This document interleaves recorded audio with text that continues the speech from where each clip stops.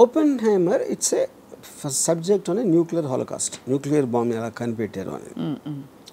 130 crores ఇండియాలో చేసింది ఆ సినిమా. ఏది ఫుల్ ఆఫ్ అంటే సైన్స్ లాంగ్వేజ్, సగం ఆ డైలాగులు ఎంతమందికి అర్థమవుతాయో అది ఒక పెద్ద మిస్టరీ నాకు. పోనీ పెద్ద పెద్ద స్టార్లా మనకు తెలిసిన వాళ్ళ అంటే అది కాదు. స్టార్స్ ఉన్నారు కానీ స్టార్స్ని క్యారెక్టర్స్ లాగా వాడాడు. ఎవరికి హై స్పీడ్ షాట్ ఉండదు, ఎలివేషన్స్ ఉండవు, వాళ్ళందరూ మామూలు క్యారెక్టర్స్ లాగా పని చేసుకుని వెళ్ళిపోతున్నారు.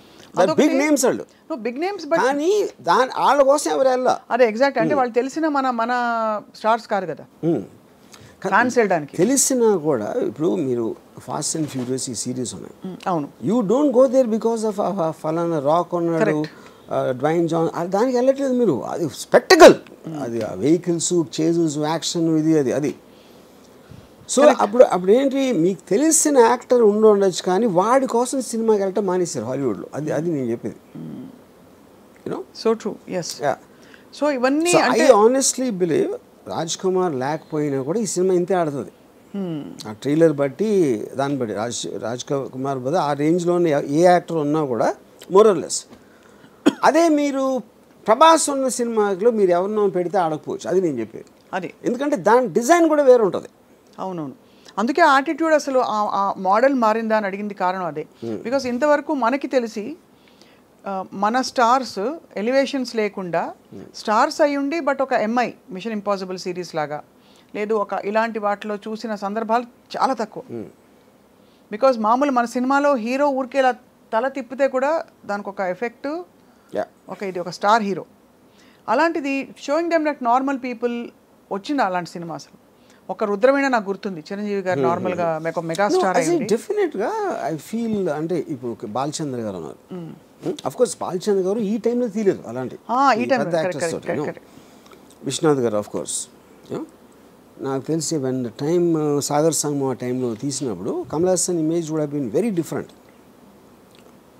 అప్పుడు వచ్చిన కమల్ హాసన్ ఫిలిమ్స్కి సాగర్ సంగమంకి ఏమి ఏదో ఉండదు. ఇంకోటి మీరు శంకరాభరణంలో సోమయాజుల్ గారు లాంటి ఒక 60-year-old అన్నోన్ పర్సన్ని ప్రొటాగనిస్ట్గా పెట్టడం అనేది నాకు తెలిసి ఇప్పుడు కూడా ఎవరు అసలు ఇమాజిన్ కూడా చేయడు. అలాగే ఒక అంత పొడుగ్గా ఉండి ఆల్మోస్ట్ యూనో డస్కీ కాంప్లెక్షన్తో మంజు భార్గవ్ గారిని హీరోయిన్గా పెట్టడం కూడా ఎవరు ఊహించుకోలేరు మీరు అన్నట్టు. బట్ అది కూడా ప్రొటాగనిస్ట్ని మీరు నాన్ యాక్టర్ని ఎవరు ఐఏఎస్ ఆఫీసర్ని తీసుకొచ్చి పెట్టడం అని దానికన్నా రిస్క్ అయితే పరాకాష్ట. ఇది కరెక్ట్ రైట్. బట్ అది కూడా మీరు అన్న వన్ ఆఫ్ ద మోడల్స్లో ఆఫ్ దీస్ అవుట్లయర్ ఫిల్మ్స్, అంటే ఆడ్ ఫిల్మ్స్ అంటాం కదా. ఈ అంటే ముందు పికప్ కాలేదు బట్ తర్వాత బాగా పికప్ అయ్యి కల్ట్ ఫిల్మ్ అయిపోయింది. ఇదేమో స్త్రీ 2 ఏమో పికప్ అవుతుందో లేదో తెలియదు బట్ ఫస్ట్ డేనే బ్లాక్ బస్టర్, ఇంకా దాని గురించి ఏం మాట్లాడక్కర్లేదు అంతే. అంటే అలా ఉంది దాని మీరు చెప్తున్న కనెక్షన్. ఇంకోటి ఏమైంది, నిన్న దాంతో రిలీజ్ అయిన అక్షయ్ కుమార్ సినిమాకి 5 కోట్లు వచ్చింది. 54 కోట్లు రాజ్ కుమార్ సినిమాకి వస్తే 5 కోట్లు అక్షయ్ కుమార్ సినిమాకి వచ్చింది. 5.5 కోట్లు అంతా జాన్ అబ్రహం సినిమాకి వచ్చింది అదే రోజు. మరి తీసేవాళ్ళు ఇప్పుడు నెక్స్ట్ ఎవరైనా హీరో రెమ్యూనరేషన్ ఒక సిరీస్ ఆఫ్ ఫ్లాప్స్ తర్వాత తగ్గించుకునే సందర్భాలు ఉండుంటాయి ఆర్జీవి గారు? చేస్తారు. That happens? Yeah, it happens. When the market is not doing that. ఎందుకంటే అప్పుడు ఏం చేస్తారంటే ఇప్పుడు ఇంత ఇస్తామండి సినిమా హిట్ అయితే అంత ఇస్తామని ఇలాంటి కొన్ని డీల్స్ పెట్టుకుంటారు, కొంచెం అదే క్లాజులు వస్తాయి. బ్యాక్ ఎండ్ అలాంటి. The reason I asked that is because majority of this major expenses that we are talking about, ఇప్పుడు మొన్న కల్కి వచ్చింది, it was actually a feast. వినడానికి ఒక అమితాబ్ బచ్చన్ గారు, ఒక సో అండ్ సో ప్రభాస్ ఉంటే అసలు చూడొచ్చా అని, దీపిక ఇంకోవైపు. బట్ ఆ సినిమాలో ఈ స్టార్ దీనికి రెమ్యూనరేషన్స్ చాలా అయి ఉంటాయి కదా. ఇప్పుడు అలాంటి సినిమా తీసి ఒక బ్యూటిఫుల్ అటెంప్ట్ అని మంచి పేరు తెచ్చుకుని బట్ రిటర్న్ ఆన్ ఇన్వెస్ట్మెంట్ చూసుకుంటే 500 కోట్లకి 100-50 ఎక్కువ రావడం బెటరా, లేదు ఇలాంటి ఒక కొత్త స్కూల్ ఆఫ్ థాట్ బయలుదేరి న్యూట్రలైజ్ చేసే ఎఫెక్ట్ బెటర్ అంటారా? ఇక్కడ ఒక డేంజర్ ఏంటంటే, అంటే అది డేంజర్ అనొచ్చు కాదు కూడా, డేంజర్ ఏంటంటే మీకు సంవత్సరానికి 150 సినిమాల్లో రేంజ్ వైజ్గా చిన్న సినిమాలు అని చెప్పుకునే 90% ఉంటాయి, దాంట్లో 90% ఫెయిల్ అవుతాయి. సో ఆ 10%లో మీ సినిమా ఉంటుందా అని తెలియదు కదా మీకు. అవును, but economy will run like that. అంతే, అది that is a fail safe. అప్పుడు మేము పెద్ద సినిమా చేసి అన్కంట్రోల్డ్ బడ్జెట్ ఎంత రెమ్యూనరేషన్ ఇచ్చినప్పుడు ఎంత పోవటానికి ఛాన్స్ ఉందో ఇప్పుడంటే ఇప్పుడు నేను పేరు చెప్పండి, ఇప్పుడు ఒక సినిమా మీరు 400 కోట్లు తీసారనుకోండి, దాంట్లో మీకు 200 crores నష్టం వచ్చిందనుకోండి. ఇప్పుడు మీరు దీని బేసిస్లో 10 కోట్లు 15 కోట్ల సినిమా తీస్తే ఎంత పోయినా కూడా మీకు 10-15 పోతుంది, ఇక్కడలాగా 200 పోదు. అంతే కదా. యా అంతే పోదు, రిస్క్ ఇస్ లెస్ అంటే ఎక్కువ. కరెక్ట్. బట్ కొడితే జాక్ పాట్ కొడితే ఇంకా తిరుగుంటుంది అది. బట్ ఆల్ ద సేమ్ ఈ హీరోలందరూ వాళ్ళ రిస్క్ కూడా ఒక సినిమాలో ఎంగేజ్ అవ్వడం ఈజ్ వెరీ హై, బికాస్ వాళ్ళు తొందరగా పీక్ అయిపోతారు. ఆ తర్వాత దానికంటే ఏదైనా తక్కువ ఇస్తే చూసుకోరు. చచ్చినట్టు ఆ లీగ్ ఆఫ్ మార్కెట్లోనే ఇప్పుడు ప్రభాస్ వచ్చి సడన్గా మంచి ఒక ఇలాంటి ఒక 127 hours లాంటి సినిమాలో ఆర్ సంథింగ్ చేస్తారా అంటే whether people will digest, whether he'll take that risk we don't know. He's compelled to work now in very very big projects. దానికి రీజన్ ఏంటంటే 127 hours ఈ లెక్క థ్రిల్లర్ అనుకుందాం ఏదో సంథింగ్. ప్రభాస్కి డబ్బులు ఇచ్చేది not about the story, not about that. అతను స్క్రీన్ మీద హై స్పీడ్లో వస్తే అంతమంది ఎక్సైట్మెంట్ వస్తుంది అనేది కాస్టింగ్ ఫ్యాక్టర్. అది that is what super stars are suppose to be. అప్పుడు అలాంటి మూమెంట్స్ ఉన్న స్టోరీనే వాళ్ళు ఎన్నుకుంటారు. అదే వాళ్ళు వచ్చి వేరే సినిమా తీసినప్పుడు ఆమీర్ ఖాన్ ఒక్కడే చాలా తెలుగు చేస్తాడు. ఆమీర్ ఖాన్ ఏం చేస్తాడంటే ఇప్పుడు ఏంటి, ఒక సపోజ్ తను గజనీ లాంటి సినిమా తీసాడు కూడా, చాలా పెద్ద హిట్ అయ్యేది.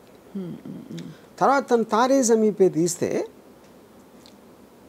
తారే జమీన్ పేలో చూస్తారా, అది మంచి స్టోరీ, కానీ గజనీకి అలవాటు పడిన వాళ్ళు దీన్ని చూస్తారా అంటే దానికి ఆమీర్ ఖాన్ ఏం చేశాడంటే గజనీ నమ్మిన ప్రైస్లో 1/10 కమ్మాడు తారే జమీన్ పే. అప్పుడు ఆమీర్ ఖాన్ లాజిక్ ఏంటంటే నేను ఈ సినిమాలు కూడా చేస్తాను, కానీ ఆ ప్రైస్కి అమ్మినప్పుడు ఆ ఆడియన్స్ని నేను రీచ్ అవ్వలేను, దీని ఆడియన్స్ దీనికి ఉంటారు. కరెక్ట్. అప్పుడు ఏమైంది, గజనీ కాస్ట్ 40 crores అయితే ఇది 5 crores అయింది. 5 crores అయ్యేటప్పటికి ఇది కూడా 60 చేసింది, 60 crores తారే జమీన్ పే. అదే ఒక 90 చేసి ఉండొచ్చు. 60 కాకపోయినా 10 చేసినా కూడా హిట్టే కదా. అప్పుడు ఏంటి, మీరు ఎంత కాస్ట్ చేశారు, ఎంత వచ్చింది చూసి 100 మంది 1000 మంది చూసారు అనుకోండి ఆ పెద్ద సినిమా, దాంట్లో 900కి నచ్చకపోవచ్చు, కానీ వాళ్ళు చూసారు, మీరు ఆ డబ్బులు అయితే మీకు వచ్చేసినాయి. ఇప్పుడు ఇక్కడేమో 100లో 90 మందికి నచ్చినాయి. అవును. కానీ ఈ సినిమా చూసే జనం ఉన్నదే 100 మంది. నేను ఆన్లైన్ సాటిస్ఫై చేసినా కూడా నాకు హ్యాపీ. అది ఆమీర్ ఖాన్ లెక్క. ఓహో, అంతే. అందుకని తను ఎక్స్ట్రీమ్లీ లో బడ్జెట్ ఇది వేస్తాడు, లేకపోతే వెరీ హై బడ్జెట్, రెండు. అప్పుడు వాటి డిజైన్ వేరే ఉంటుంది అంతే. Effectively ROI is better satisfied here, return on investment. ROI definitely. మీరు 40 crores సినిమా 90-80 చేయడానికి, 5 crores సినిమా 60 చేయడానికి ఎంత డిఫరెన్స్ ఉంది. పీకే గురించి కూడా అలాగే చెప్పారు. పీకే సినిమా రిలీజ్ అయినప్పుడు ఆమీర్ ఖాన్ ప్రొడ్యూస్డ్, దాని cost of production was much less than so many other films ఆ టైంలో వచ్చినవి ఆ లీగ్లో. సో బట్ ఇవన్నీ ఏంటంటే ఈ యాజ్ అన్ అనాలిసిస్ ఇదంతా హాలీవుడ్ స్టార్స్. ఇప్పుడు ఫర్ ఎగ్జాంపుల్ టామ్ హ్యాంక్స్ ఉన్నాడు, హీల్ డూ కాస్ట్ అవే, ఒకే యాక్టర్ మొత్తం ఐలాండ్లో ఒకడే ఉంటాడు, he'll do a very big budget of some other film. వాళ్ళు ఏంటంటే వాళ్ళంతా స్టూడియోస్ కంట్రోల్ చేస్తాయి, బయర్స్ ఉండరు. ఈ బయర్స్ మీడియేషన్ లెవెల్లో ప్రైసెస్ అనేది ఇది అయిపోతుంది.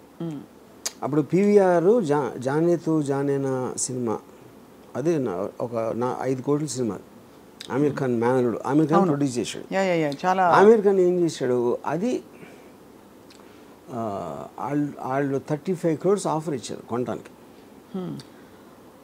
ఆమీర్ నేను వద్దన్నాడు, నేను 5 కోట్లకి తీశాను, మీరు నాకు 70 ఇవ్వద్దు అసలు, రిలీజ్ చేసి 95% ప్రాఫిట్ నాకేమన్నాడు. అప్పుడు ఆమీర్ లాజిక్ ఏంటి, నేను 35కి నేను ఇస్తే అది 30 కలెక్ట్ చేసినా ఫ్లాప్గా వస్తుంది, 5 crores పోయినాయి కాబట్టి. నేను 5K ఇస్తే 6 వచ్చినా కూడా హిట్ అది. కరెక్ట్. ఈ లాజిక్ ఆమీర్ చేసినాడు, ఎవరు చేయరు. అప్పుడే మీకు ఒక ప్రభాస్ ఒక సినిమా బ్లాక్ బస్టర్ అయిపోతుంది, మళ్ళీ రాధేశ్యామ్ మీద ఆడదాం, సడన్గా రాధేశ్యామ్ ఏమైపోయింది, అదేంటి, because of the cost factor and the selling factor. అది. సో మేము ఎంత పెట్టి తీసాం, ఇలా అద్భుతమైన గ్రాఫిక్స్, అసలు ఎవ్వరూ కనివిని ఎరుగని కొత్త కొత్త జంతువుల్ని కూడా తీసుకొచ్చేసారు గ్రాఫిక్స్తో, లేకపోతే ఫలానా లొకేషన్స్లో తీసాం ఒకప్పుడు. ఇవన్నీ కంప్లీట్లీ ఇల్లాజికల్ అనిపిస్తుంది మీరు చెప్తున్న ప్రపోజ్ చేస్తున్న మోడల్స్ని బట్టి చూస్తే. It is finally logical I won't say, అంటే అది మార్కెట్ ట్రెండ్ అప్పుడు అంతే. మార్కెట్ ట్రెండ్ అందులో కూడా వర్కౌట్ అయినా ఉన్నాయి కదా. ఉంటాయి కరెక్ట్. సో అంటే ఎందుకు అడుగుతున్నానంటే ఇప్పుడు అంటే ఇప్పుడు ఇది ఇందులో ఇందాక చెప్పినట్టు కొత్త దాని ఏంటంటే ఓపెనింగ్ డే తీసుకోవడం అనేది ఇంతవరకు జరగలేదు. ఫస్ట్ టైం జరిగింది. Opening day is only relegated to extraordinarily visual cast పెట్టి. ఇప్పుడు బాహుబలి ఆల్సో హిందీలో it's is newcomers people. Prabhas తెలియదు హిందీలో, రానా తెలియదు, రాజమౌళి కూడా తెలియదు, కానీ ఇది ఎక్స్ట్రావగాన్స్గా కనిపించింది. Never before seen visual effects, production value అనేది హిందీ సినిమాలు ఎవరు చూడాల. స్ట్రీట్ అది కూడా కాదు కదా, అది అదే దెయ్యం సినిమాది. దెయ్యం సినిమా 24 hour ఫిల్మ్ అది అది అది చెప్పేది. సో ఇది ఒక shocker and definitely a case study. It's direction changer. ఎందుకంటే అంత రిటర్న్స్ వస్తాయి కరెక్ట్గా ఉంటే చాలామంది ఇన్వెస్టర్స్ అట్రాక్ట్ అవుతారు. ఫర్ స్మాలర్ ఎంత చేసిన 2-3 కోట్లు వస్తుంది, దానికి ఎందుకు మనం ఎంత పెట్టి ఆ టెన్షన్ అని అనుకునే వాళ్ళు దెబ్బ కొట్టిందంటే ఎంత రావటానికి ఛాన్స్ ఉందనేది it will create a new market for that. అవును, ఎందుకంటే ఎక్కడో విన్నాం సార్, ఇప్పుడు ఒక పెద్ద స్టార్ని ఎంగేజ్ చేయడం అంటే దాంతో వచ్చే అన్సీన్ కాస్ట్ బోల్డ్ అంత స్ట్రెస్, వాళ్ళ మేకప్ మ్యాన్లను చూసుకోవడం. కానీ అది it's part of the coterie కదా. That I don't believe. ఇప్పుడు నా పాయింట్, మీ 100 కోట్లు హీరోకి ఇచ్చినప్పుడు ఇవన్నీ కలిపి తిప్పి కొడితే ఇంకొక 5 కోట్లు అవుతుంది. అవును, నేను ఎక్కడో మీరు అంత పెద్ద స్టార్ని తీసుకొచ్చి మీరు మళ్ళీ ఫిల్మ్ నగర్లో మేకప్ మ్యాన్ చీప్గా ఆడ పెడతారా? That is non issue. ఎందుకంటే మీరు ఆ రూట్లోకి వెళ్తే అవన్నీ అన్అవాయిడబుల్ థింగ్స్ అయ్యి. అంటే ఇంట్రెస్టింగ్లీ ఇదే టైంలో ఒక రీల్ రౌండ్స్ చేస్తుంది పాతది. బాహుబలి టైంలో మన రమ్యకృష్ణ గారి పాత్రని శ్రీదేవి గారికి ఆఫర్ చేశారని రాజమౌళి గారు చెప్పారు ఇది ఓపెన్లో ఒక ఇంటర్వ్యూలో. బట్ ఆవిడతో వచ్చిన అసోసియేటెడ్ కాస్ట్ అంత పెద్ద స్టార్ని తీసుకురావడం, అది ఇట్ వాజ్ అన్బిలీవబుల్ అని చెప్పి ఆవిడని డ్రాప్ చేసుకుని రమ్యకృష్ణ గారిని కాస్ట్ చేస్తే ఆవిడే ఆ పాత్ర కోసం ఆవిడే పుట్టారన్నట్టు వర్కౌట్ అయిపోయింది. బట్ అంటే the reason I'm asking is, so not always is the star combination decision. అది చాలా సార్లు అయింది. That is a very very well known fact అది. సో ఇప్పుడు మీరు సినిమా స్టార్ట్ అవ్వకముందుకున్న డెసిషన్కి సినిమా ఫైనల్ ఎఫెక్ట్, ఇప్పుడు చాలామంది శ్రీదేవి గారు ఉంటే అంత వర్కౌట్ అయ్యేది కాకపోవచ్చు అని అంటారు ఇప్పుడు. ఎందుకంటే ఆవిడ ఎఫెక్ట్ చూశారు కాబట్టి, ఆల్రెడీ ఫినిష్డ్ ఎఫెక్ట్ చూశారు కాబట్టి, యూనో. సో మీరు ఎలా అప్రోచ్ చేస్తారు వర్మ గారు మీ ప్రాజెక్ట్స్ని? మీరు do you look at it like a business are? I have never done film on both cases. నాకు ఎక్సైట్మెంట్ కలిగించిన సబ్జెక్ట్ లాగా నేను చేశాను. ఇప్పుడు ఫర్ ఎగ్జాంపుల్ నేను ఇప్పుడు శివ ఉందనుకోండి, ఆ రోజుల్లో అంటే ఎగ్జాక్ట్గా నేను చెప్పలేను కానీ హాఫ్ ఏ ఉంటుంది. ఇది మామూలుగా అన్నపూర్ణ స్టూడియోస్ ఖర్చు పెట్టే ఆ టైంలో నేను అది బడ్జెట్ తగ్గించాలన్న ఉద్దేశం కాదు. ఆ సినిమాకి అంతే. నేను ఒక వీధిలో అంటే రియలిజం ఉంటుంది, ఎగ్జిస్టింగ్ ఇరానీ కేఫ్లో తీస్తే బాగుంటుంది. నేను ఇప్పుడు ఇరానీ కేఫే సెట్ వేస్తే మంచి బాగా లైటింగ్ అంతా చేస్తే అది శివాయి అవ్వదు. ఆ దృష్టితోటి నేను budget conscious, not about saving money. We will spend for what is required. Same thing అలాగే సత్య చేశాను. అబ్సల్యూట్లీ లొకేషన్స్ అన్నీ RE2 కెమెరాతోటి, కొన్ని సీన్స్ 5-6 ఉన్నారు యూనిట్ నెంబర్లు అంతే. Because to maintain that authenticity. Correct. ఇప్పుడంటే ఎప్పుడైతే మీ దగ్గర ఇంత మార్కెట్లోంచి ఎంత డబ్బులు వస్తాయని ముందే మీకు గ్యారంటీ ఉన్నప్పుడు, ముందే మీరు అనుకున్నప్పుడు, you will waste the money. Correct. That is the problem. అది